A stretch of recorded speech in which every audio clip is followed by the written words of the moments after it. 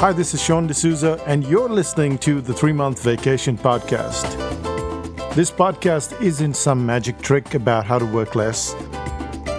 Instead, it's about how to really enjoy the work that you do and to enjoy your vacation time.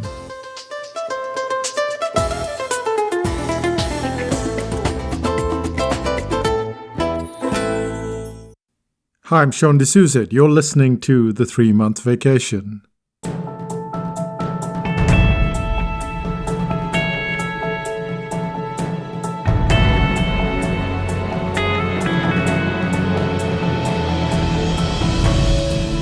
He wanted to understand what kept the world's top competitors head and shoulders above their competition. And so he watched hundreds of hours of live games, and then he followed up by poring over taped matches.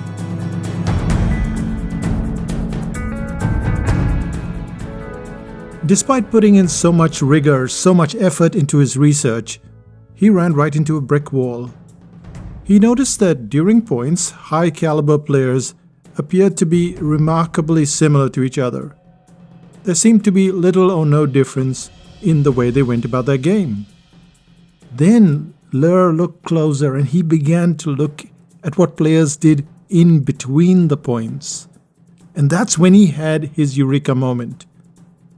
The best players, it seemed, had consciously or subconsciously built up a routine. As they headed back, they had a type of walk. They held their heads and their shoulders in a certain way, and most importantly, their breathing seemed to slow down. These players were playing their shots and then, amazingly, going through a recovery method while getting ready for the next shot. So he decided to dig deeper.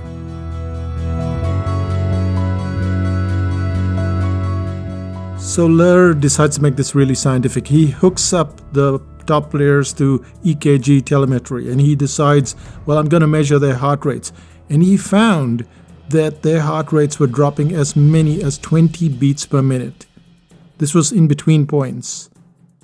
And then he hooked up the players that were not the top players. Jim Lur and Tony Schwartz have a book. It's called The Powerful Engagement. It's the key to being super productive. It's what you need to have enormous amounts of energy.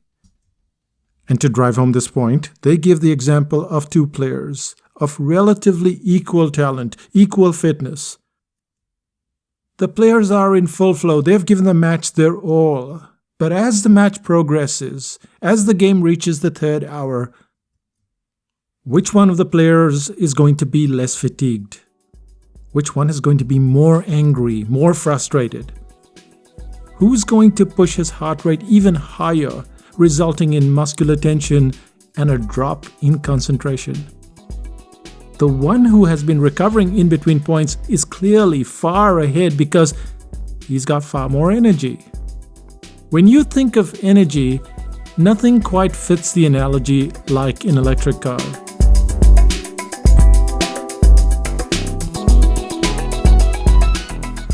A petrol-driven car is a car with no fear. You can put $5 worth of fuel in it, and sure enough, you will find a petrol station along the way when you need one.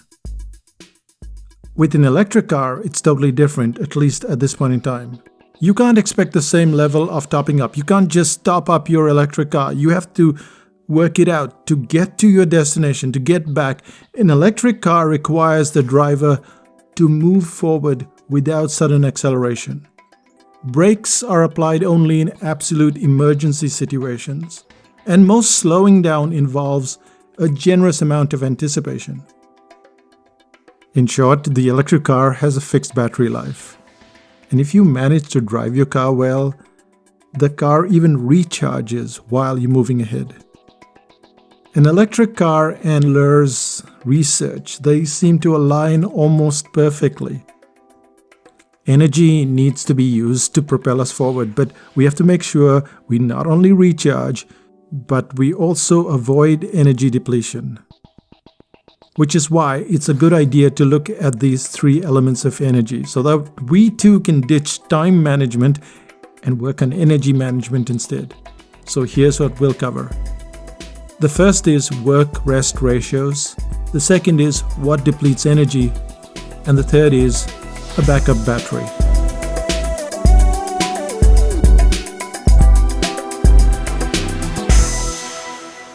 "1972 was a scary year for Southwest Airlines. They had been battling it out on the ground for many years just to get the right to fly. But right alongside their legal battles, there loomed a threat that was promising to put them out of business. They were hemorrhaging on cash, and in order to pay the bills, they had to sell one of their 4 planes. However, the vice president of ground operations, named Bill Franklin, he decided that they weren't going to just roll over and play dead. So they made a very bold calculation.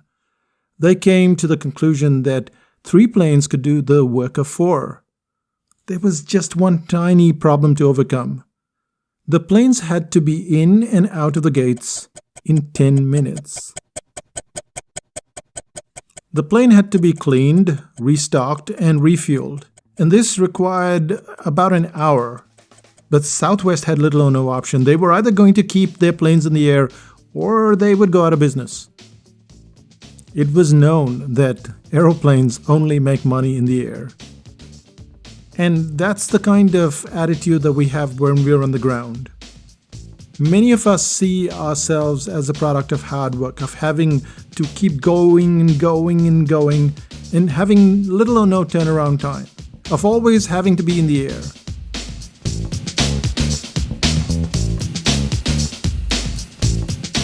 Internet marketers boast how they're spending time working at the beach, usually in their underwear.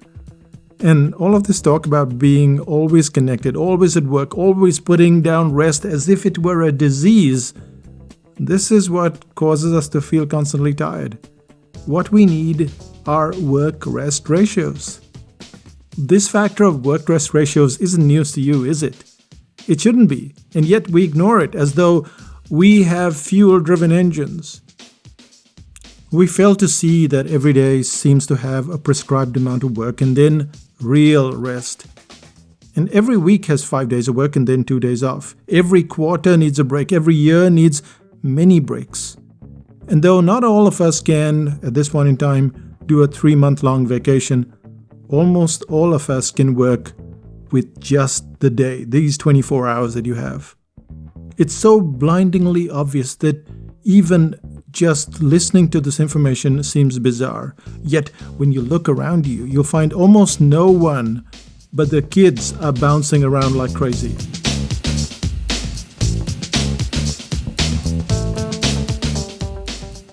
Well, those kids aren't watching TV until late at night, are they? They aren't scrolling through their devices endlessly either. They're asleep. They're doing what performance coaches advise their clients. A good night's sleep is the most obvious thing of all. And it's what we seem to ignore on a consistent basis just because we don't wind down before bedtime. Is it any wonder that we seem to be tired all the time? So what's the quickest thing that you can do and you can do today? Be like a kid. Figure out a bedtime for yourself and then wind down. If we just skip half an hour of sleep every night, we're depriving ourselves of a good 3.5 hours every week, and this accumulates over time. Weekends, or even half the weekend, is what we should mark out to rest and recover. But we're always busy doing stuff. And if you speak to someone, they say, "This stuff has to be done. Who's going to do it? Only I can do it." But there is a downside to being constantly like a plane in the air. You're compromising on your performance. As you clock in more hours, you take more time to do the very same task. And there is also a greater chance of errors. What's weird about sleep is that the more rested you are, the better you sleep. The more rested you are, the better you sleep. Think about the times when you're agitated, and it's clear that your sleep was just as disturbed. So without going round and round and round, we need to understand a simple philosophy. You have to get the work-rest ratio consistent.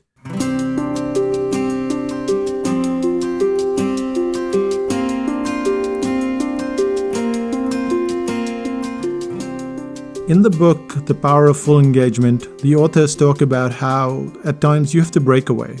You have to break away from these work-rest ratios. Sometimes we have to build capacity and we have to increase our stress level. So we have to work more. But then that needs to be followed by adequate recovery. You need to do both. You need to push beyond limits sometimes, and then you need to have enough recovery. But work-rest ratios are not enough. There is something more, something even deeper.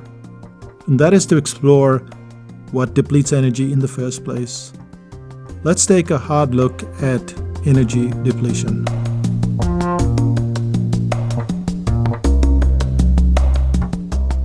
It's Wednesday morning here in New Zealand as I do this podcast.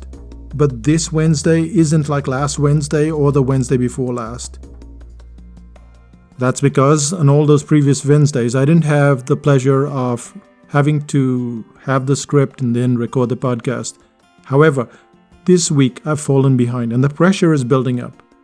The more I delay, the more my mind is focused on the task of writing and then recording the podcast. Every time I'm thinking about that podcast, I wake up, I go for a walk, I'm having a coffee, the podcast is there at the back of my mind. This is energy depletion. It isn't something that is immediately apparent, but it's all around us. But let's say you have to cook a dish. What does the professional chef do? She makes sure that there is a sequence in place. No professional chef does what we often tend to do. In one morning, we are likely to get a recipe, buy the ingredients, chop and prepare the ingredients, and then begin to cook the meal. What we've done is gone through stage 1, stage 2, stage 3, and so on. By the time we're ready to cook, we're already tired. That's not how a professional chef works.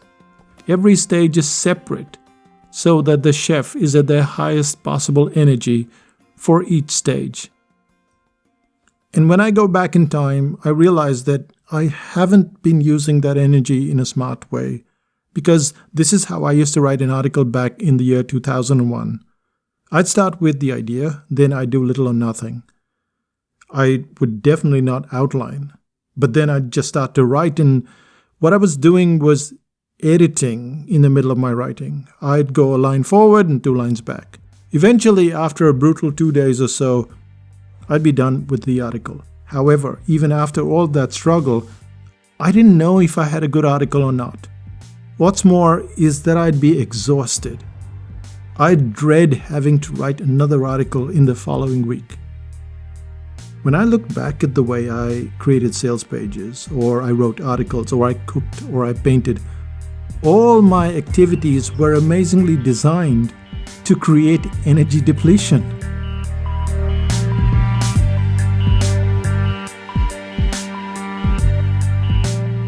Today, my methods are radically different. Take, for instance, the dish I prepared this morning. I soaked it last night, I chopped the ingredients, and early this morning at about 10:45 a.m., I went back home and then I cooked the dish. Writing an article, say the article for this podcast, for instance, involves a similar method. Again, you're using stages. I'm using stages. So I've got a bunch of post-it stickers on the wall, and all of them have topics that I want to write about. When I'm ready to take on the topic, I go to the cafe or I go to the park bench, and then I outline the article. I'll then split the article into 3 parts and write the article over 3 days, taking a day to cover each section. If the task isn't broken up, the energy required to go from one end to the other is often too great. You can expend the energy, but it takes enormous time to recover.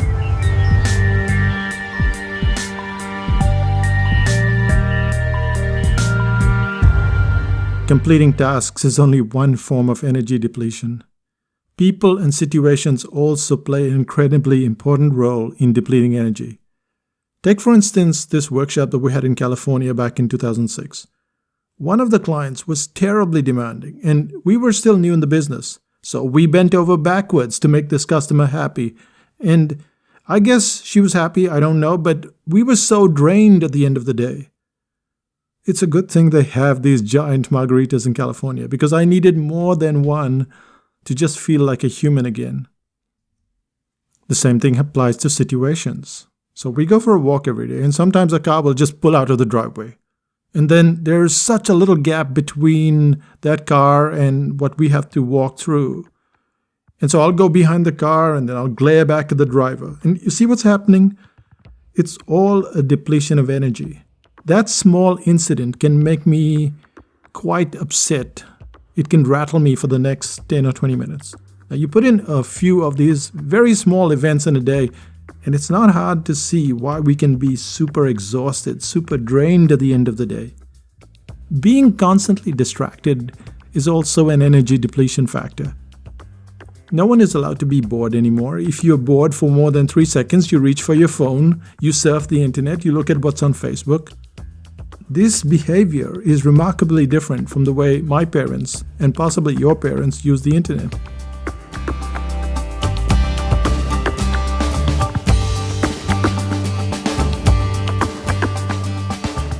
So my father goes online, he looks for something, he checks the weather, but it's always that specific task. His phone isn't a distraction device.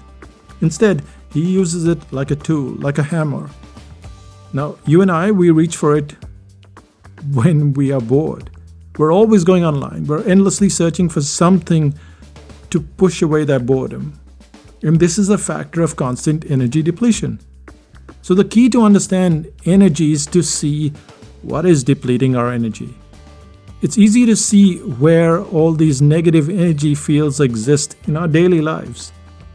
Maybe it's a job we hate, maybe it's a person that drives us crazy, maybe it's a situation, maybe it's a course that's going nowhere, maybe it's a friend or relative that puts us down. Maybe we called the bank and they drove us crazy. All of this stuff is draining. And there are some energy fields that are hard to avoid. So how do you cope when you know you're bound to run into energy depletion zones? How do you cope with it when it happens every single day? How do you know when it's all reactive and there's nothing you can do? What you need is a reserve battery. A reserve battery pack, and here's how you get one. Let's find out in the third section.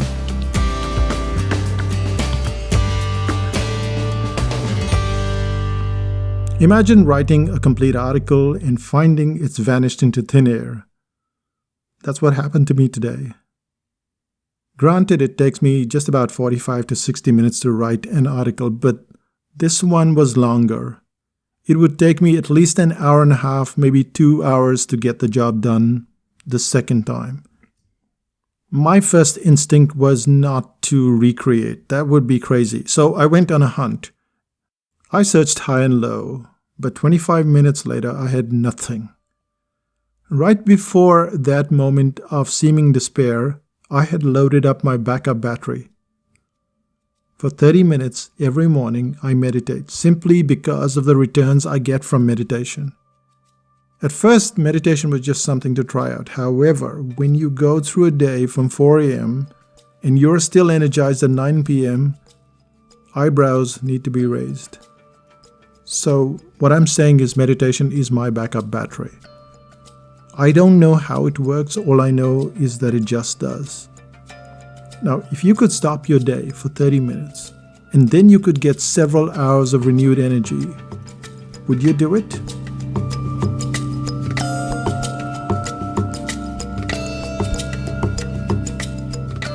Think about time management versus energy management for a few seconds. We're all focused on time, but at 5 p.m. you're tired, you're exhausted. You have time, but you have no energy. Now imagine having enough energy as you go through the day, then through the evening, and even late at night. It sounds so bizarre that I didn't believe it. I once heard the comedian Jerry Seinfeld saying approximately the same thing in an interview, but I thought it was not possible. Maybe he doesn't spend long hours like me, I thought. Well, I was wrong, not once, but twice over. The second and possibly even better reason for meditation is the capacity to deal with energy draining situations. You feel like screaming at the traffic? You're angry because some new law got passed to the council? Clients are driving you crazy? Well, suddenly, you're able to see all these people, events, and situations as if you're a bystander.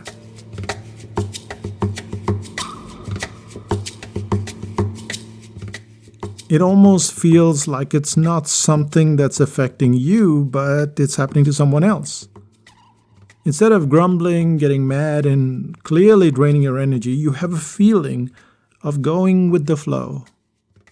You remember that article I told you, that article that I lost? I did my best to search for it, but instead of getting upset, I went about it in a calm and composed manner. Even though my problem wasn't solved, I simply went about doing some other activity.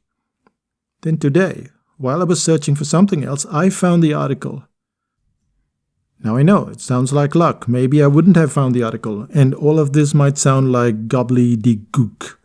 And believe me, I thought that was the same. I thought that it wasn't going to work out, this meditation stuff. But I believe in results as well.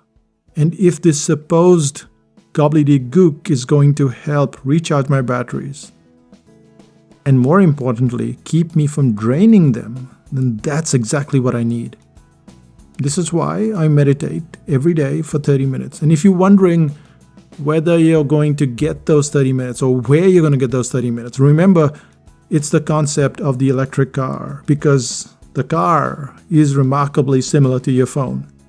When you charge a device for 30 minutes, it lasts longer, but even if you charge it for 10 or 15 minutes, a charge is still a charge. But if you charge it for 0 minutes, you get 0.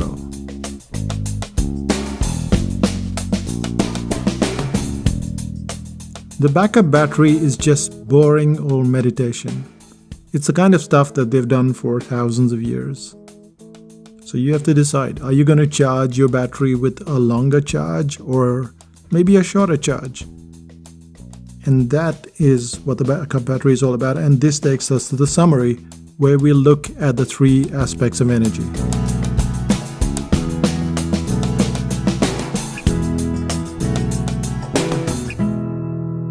I wasted too much time getting angry. So said world-famous tennis champion John McEnroe.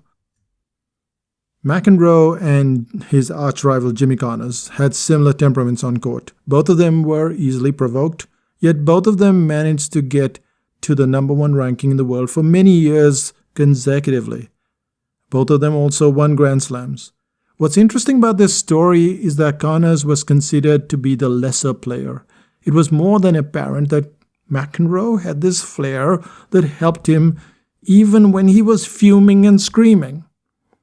Yet McEnroe was gone from the tennis scene by the age of 34, and Connors was still around at the highest level even at the age of 40.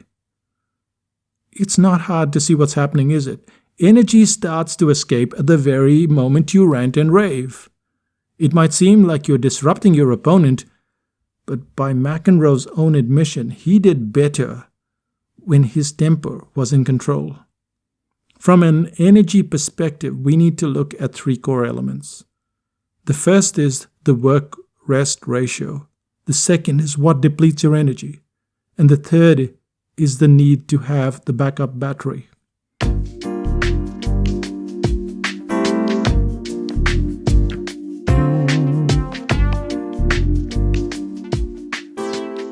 Without the rest, we simply drain our batteries until our system can't handle it anymore. The more we work, the more we have to rest. When you rest, you come back fresher, you come back more eager to do better work. At Psychotactics, we take breaks whenever we possibly can. Through the day, we take breaks. On weekends, we take breaks. And then after 12 weeks of work, we take a month off. Now, you may not be able to take those 3 months off. It might be too much at this stage of your business. But rest and work is important. If you want to do better work, you have to rest more. It's that simple. The second point is the more important point. It's about monitoring what depletes our energy. Losing our cool takes up a huge ton of energy right through the day. Things invariably go wrong. Chaos is almost always hovering around us all the time. In the face of almost constant and overbearing trouble, how do we avoid depletion of energy? There's also a depletion that comes from a lack of stages. Without outlining, we take on too much. And then we're invariably tired as we move through the sequence. A little spacing out of stages, whether you're writing a book or an article or just cooking dinner, is what you need to keep your energy at high levels. And finally, we have the third thing, which is the backup battery, and that is meditation. Now, some people say, well, they listen to music and that gets their energy up. I don't know. I listen to music. I do all the stuff. I walk. I do all the things that people say bring you energy. This may sound odd, but I think meditation is different. So if you have 12 minutes, that's 12 minutes of backup battery in place. If you have 30 minutes, so much the better. But maybe 12 minutes will counter 12 minutes of chaos. And the net effect is that you're not losing energy. You're stable, you're calm and happy. Life takes you on this diversion, and instead of getting mad and upset, you go along like a child, glad to be part of the adventure.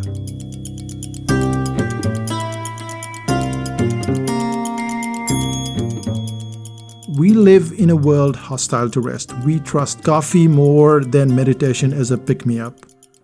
We lose energy all the time, and we aren't sure how to get it back. Well, now you know. So what's happening in Psychotactics land?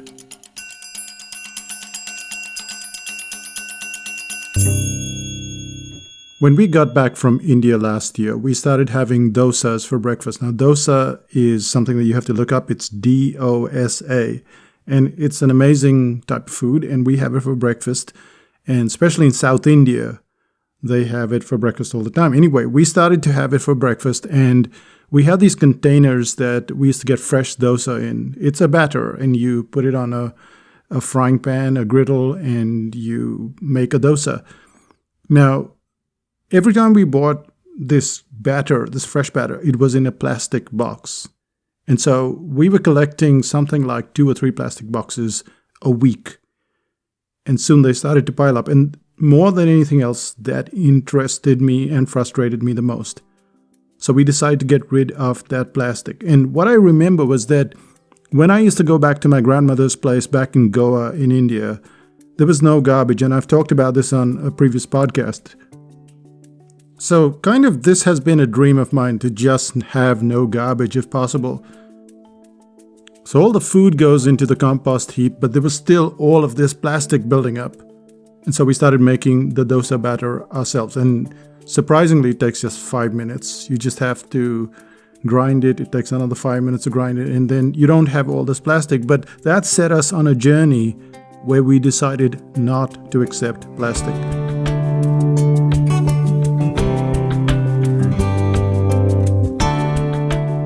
This is incredibly difficult if you know how plastic pervades everything. If you go to the supermarket, there's plastic in every nook and cranny. Everything has plastic. So what we do anyway is we take our own bags, and we take our own paper bags when we have to buy things like nuts and stuff. Even though you get all those Ziploc bags, we don't use them anymore. We just take our paper bags. You get the paper bags when you buy bread. You get paper bags when you buy mushrooms, and we use those paper bags and we take them back. And I know this sounds pretty bizarre, but that's what we decided to do. We decided that instead of just talking about stuff, we were going to do stuff. We were not going to accept plastic. Plastic comes in the form of toothbrushes. It comes in the form of straws. It comes in the form of coffee cups that you get at Starbucks. So we don't drink at Starbucks, but still, when we drink coffee, we sit down and we enjoy the coffee instead of running away with the coffee. And I'm not preaching to you, I'm just saying that I think we could do something like this, all of us.